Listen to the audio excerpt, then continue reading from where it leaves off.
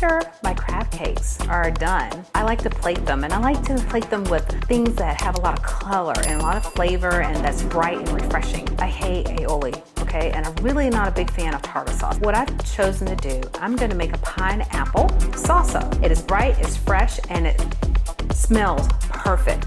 So all you need to do is finely chop up your pineapple. I have some finely chopped jalapeno, red onion, red bell pepper, and cilantro, and lime. So once these are cut, all you need to do is juice your lime and mix, and you have your pineapple salsa. If you would like, you could add more lime, but very simple, very refreshing. You can actually use the pineapple salsa with your chips. You can keep them for use for a salad. Any type of meal, you can elevate it with the pineapple salsa.